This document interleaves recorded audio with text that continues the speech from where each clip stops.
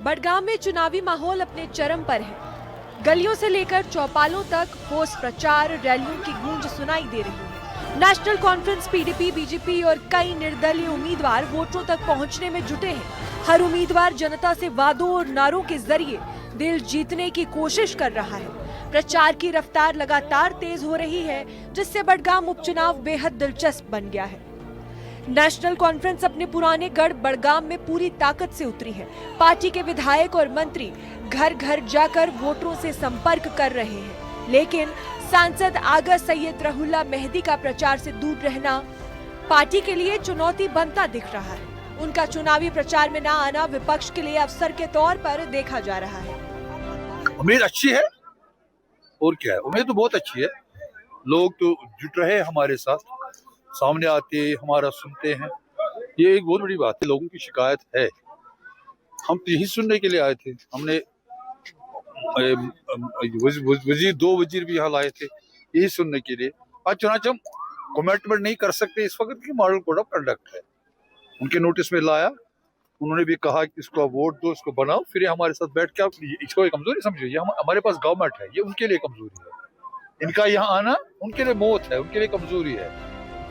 PDP इस चुनाव में एनसी के गढ़ में सेंध लगाने की कोशिश में है। महबूबा मुफ्ती की पार्टी जनता के बीच जाकर एनसी की कमजोरियों को उजागर कर रही है और विकास के नाम पर नए वादे पेश कर रही है। पार्टी की टॉप लीडरशिप बडगाम के गांव-गांव में प्रचार कर रही है। पीडीपी का दावा है कि जनता अब बदलाव चाहती है और ये बदलाव पीडीपी ही लेकर आएगी।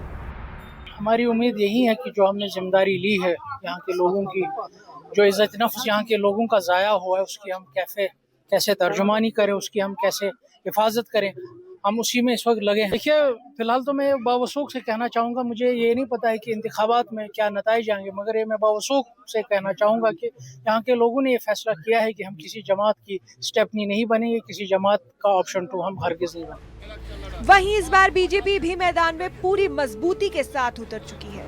पार्टी के वरिष्ठ नेता अलग अलग इलाकों में जनसभाएं और डोर टू डोर कैंपेन चला रहे हैं। बीजेपी का फोकस विकास और राष्ट्रवाद की राजनीति पर है। पार्टी का कहना है कि वो बडगाम को नए जम्मू कश्मीर का प्रतीक बनाना चाहती है, जहां रोजगार, सुरक्षा और पारदर्शिता प्रमुख मुद्दे होंगे। बीजेपी ने यहाँ अनाउंस किया हम बडगाम से इलेक्शन लड़ेंगे, उन्होंने कैंडिडेट का अनाउंस किया, तब से आज तक पूरा भीड़ है। लोग चाहते हैं, लोग यहाँ बदलाव चाहते हैं। लोग बोलते हैं क्योंकि जो हम 50 साल से 70 साल से यहाँ इस्तेसाल हुआ वो इंशाल्लाह दूर होंगे, क्योंकि भारतीय जनता पार्टी को एक बार यहाँ जो बडगाम के आवाम यहाँ इस वक्त बदलाव चाहते हैं। वो सोचते हैं हम भारतीय जनता पार्टी को यहाँ कामयाब करेंगे, यहाँ डेवलपमेंट होंगे, विकास होंगे।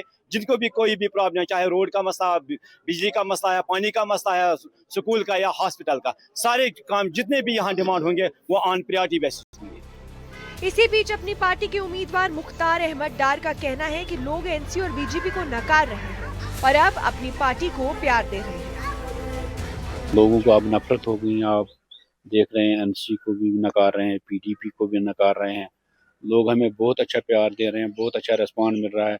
जहाँ जिस गांव में आ रहे हैं, आपने देखा ऑफिस में कम से कम 20-25 गाँव की लेडीज़ भी आई थी, उन्होंने भी बढ़ चढ़ के हिस्सा लिया और बहुत ज़ोरों से बिल्कुल इनको नकारा है, चाहे पीडीपी हो, एनसी हो, क्योंकि इनके झूठे वादे, इनके बार बार जो लोगों को धोखा दे रहे हैं, बार बार लोगों को गुमराह कर रहे हैं, कभी यूनिवर्सिटी के नाम पे, कभी बिजली के नाम पे, कभी किसी और के नाम पे।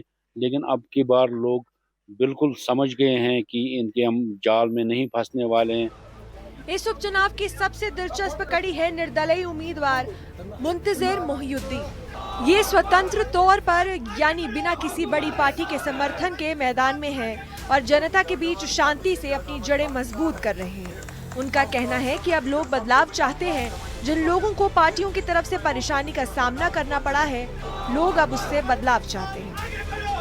अल्लाह का करम है, अल्लाह की जितनी भी हम शुक्रगुजारी करें मेरे लिए बहुत कम है। अल्लाह पाक की इनायत से जहाँ जाते हैं वहाँ लोगों का एक अच्छा इस्तकबाल होता है और लोग चाहते हैं कि इस काना चौंसे में हम एक बदलाव लाएं और जो उनको रिवायती पार्टियों से आज तक सख्तियों, मुसीबतों और मुश्किलात का सामना करना पड़ा है और करना पड़ भी रहा है, उस चीज़ को लोग बदलना चाहते हैं और नई तब्दीली के साथ मैदान में आने चाहते हैं। वहीं अवामी इत्तेहाद पार्टी के उम्मीदवार भी मैदान में उतरे हैं। उन्होंने बताया है कि वो लोगों की हर परेशानी की खबर रखते हैं और अगर लोगों ने उन्हें मौका दिया तो वो उनकी परेशानियों का हल निकालेंगे और लोगों की मदद करेंगे।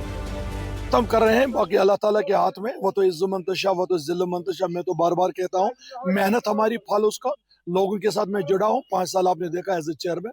मैं यहाँ घर घर की खबर रखता हूँ, मैं लोगों को जानता हूँ, लोगों के मामलात क्या है, मसाइल क्या है और यहाँ डेवलपमेंट के लिए क्या कुछ करना बाकी है।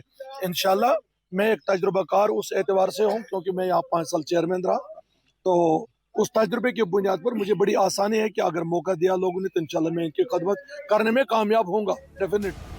बडगाम जो 1977 से नेशनल कॉन्फ्रेंस का गढ़ रहा है, इस बार सबसे कड़े मुकाबले का गवाह बनने जा रहा है।